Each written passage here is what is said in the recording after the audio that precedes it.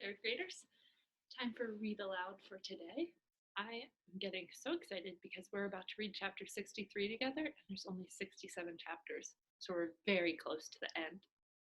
There's also something that I'm excited about that I wanted to tell you that'll be at the end of this week, which is an author's note, where the author, Kelly Yang, tells us a little bit about how she wrote this and her inspiration. So I think that'll be a really neat connection to each of us as writers, something that we could even try in our own writing. So go ahead and get comfy for read aloud as we read chapter 63 together. Chapter 63. My mother was inconsolable that night. Inconsolable means she couldn't be comforted. She couldn't believe that her sister would rather buy a fancy penthouse in Beijing than help her own sibling. As she buried her head into her pillow, my father tried his best to comfort her. I can't believe she said no, my mom said to my dad. I couldn't either. Never in a million years did I think my aunt would say no. Not after my mom told her what we were going through. I guess a lot had changed since we left. Not just the neighborhood, but the people too. They were probably splitting the bill now. It's okay, my dad said. We tried. You heard what Hank said. It's no skin off our back. It is, my mom cried. It's the skin and the hair and everything. I bit my lip as I listened from my bed. Now we'll just be employees for the rest of our lives, working for one mean person after another. Not everyone can lead, Yang, my dad said. Some people are just destined to be followers. As my father started going on about our fate again, I threw my head back down onto the pillow. I didn't believe we were destined to be followers.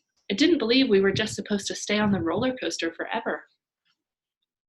I thought about all the people I'd met this year and how we deserved better. Lupe, Hank, the other weeklies, and all the immigrants. So many wonderful people from so many different parts of the world. If only there was a way we could join together and break free. Wait a minute. What if we didn't need one rich relative? What if what we needed instead was a lot of poor people? My mom said it herself. Everybody could each put in a little. Lupe came straight over the next day and squealed when I told her my plan. Of course! Why didn't we think of this earlier? Mr. Yao desperately wants to sell the motel. We could probably get it for cheap. She grabbed my hand and we ran out the back to find Hank. It was a Saturday and Hank was outside his room watering his tomato plant. How much do you think Mr. Yao wants for the motel? We asked him. Hank stopped watering and drew a sharp breath. At least $300,000, I'd say. Why? Did you guys find another rich relative? No, we were all out of those. But we knew a lot of people. Sure, they were all poor. But if everyone put in a little, and it wouldn't be a donation, it'd be an investment. We'd own the motel together, I told Hank. I pulled out my notebook and showed him and Lupe my calculations. Their eyes boggled when they saw the math. This place makes $12,000 a month? Lupe asked. Goodness, that's serious money, Hank exclaimed. $144,000 a year, serious to be exact. Hank slapped his leg. That's it, I'm in, he declared. Hank emptied every pocket of every jacket. He dug his fingers into the back of his chairs and checked under his bed for money. He even checked in his shoes.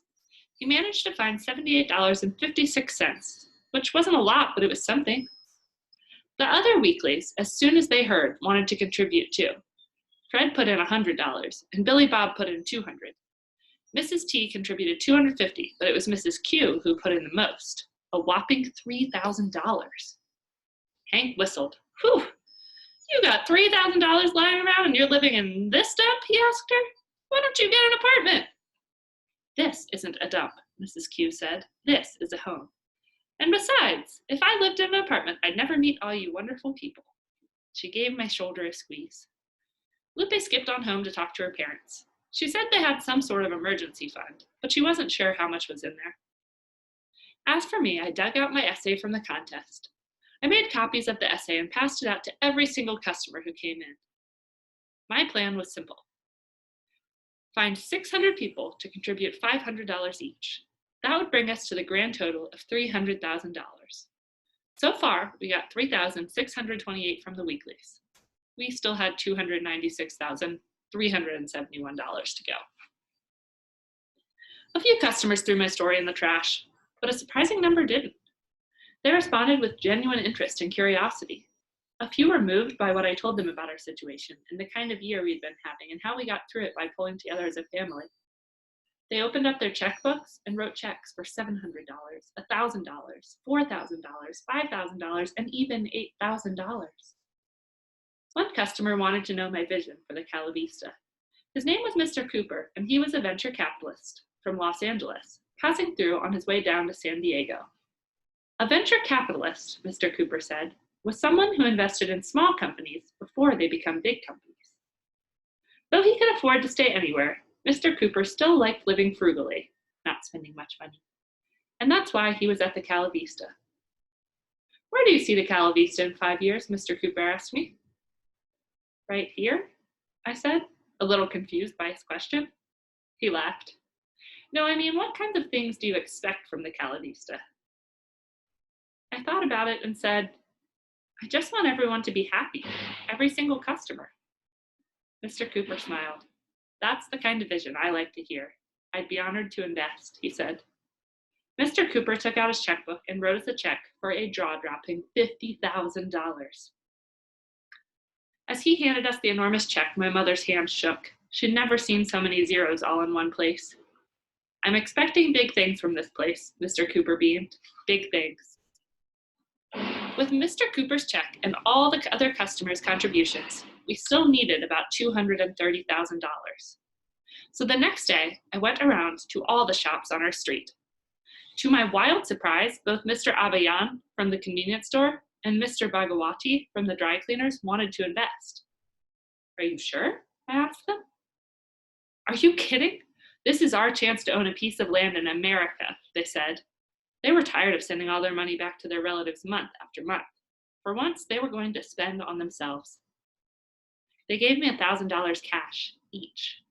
I ran all the way home, clutching the thick stack of hundreds in my hands.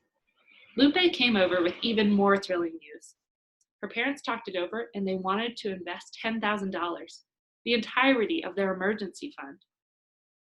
"But it's your emergency fund," I said. "Are you sure about this?" Lupe nodded. "We've never been more sure of anything in our life," she said.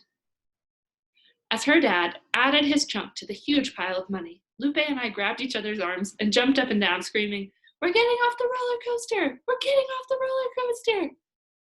By the end of the week, we were $85,000 down, $215,000 to go.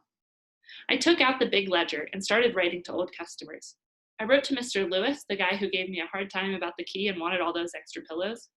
To my surprise, he wrote me back and sent me a check for $100, along with a gift certificate to Home Depot for a better key machine. Mr. and Mrs. Miller, the nice couple who gave me an $8 tip, sent $75. They told their friend about it, a guy who made a fortune selling mops on the Home Shopping Channel on TV, and he called us up and wanted to invest. My dad then got on the phone and started calling up some of the other immigrants who had stayed at our motel. When the immigrants heard, they wanted to get in on the deal too. Aunt Ling, Uncle Lee, Uncle Feng, and Uncle Zhu each invested $100, $125, $150, and $200. Even Uncle Zhang, who had just gotten a new job parking cars at a parking garage, put in $88, which pleased my parents very much because of the number 8. Word got out that there was a killer investment opportunity, and soon immigrants all up and down the state were coming over to invest. "If we can't have the American dream ourselves, maybe we can have it together," the immigrants exclaimed. My parents were in awe. They could not get over the fact that so many people, total strangers, could believe in them like that, could look at them and decide, "Hey, I don't know you, but I believe in you. I believe in your dream," and put crisp green bills into their tired, blistered hands. One stranger after another, flesh and bones that looked into their eyes and said yes, when time and time again they looked at themselves and said no. 2 weeks later, an even more amazing thing happened. Hank walked into the front office with a stack of bills. He slid the cash across the front desk, a thick stack of 20s. "You found more money?" I asked. "No, you found more money," he said. I furrowed my eyebrows at him. I didn't understand. I got your money back from the essay people, he announced. You what? I couldn't believe my ears. How? I took a page from your book, he said. I wrote them a letter. I reached over and touched the fresh green bills. My lucky penny money. I never thought I'd see it again. When I explained to them how young you are and how hard you worked for that money, they returned it like that. Hank snapped his fingers. Oh, Hank, thank you, I said. He waved away my thanks like it was nothing, even though what he did meant the world to me. So what are you going to do with it? Hank asked. I'll tell you what I'm going to do with it, I said. I'm buying a motel with it. That's my girl, Hank beamed. I wrote the Vermont people to say thank you for returning the money. That's when I had an idea.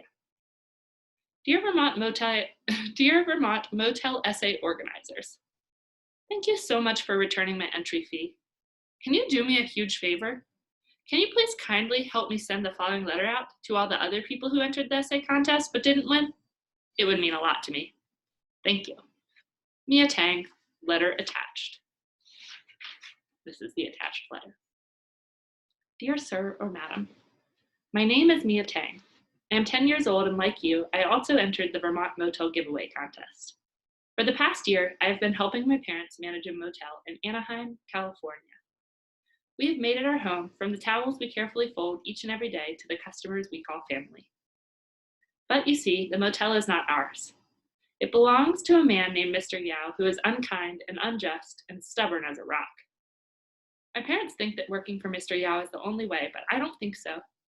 At night, I dreamed of a better way. I dreamed of owning a motel one day that was ours. So I entered the Vermont Motel Giveaway Contest. Sadly, though, I did not win. I always knew losing was a possibility. What are the chances of actually winning a motel? But still, it hurt, watching my hopes and dreams disappear. You probably know the feeling. Well, maybe all our hopes and dreams don't have to disappear. I am writing to you because something has happened here at the Cala Vista Motel. Mr. Yao is selling the motel.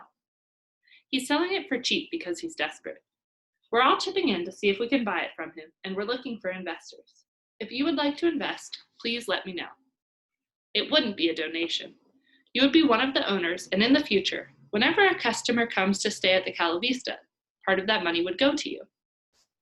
You might be asking yourself, why should I invest in a motel from a 10-year-old?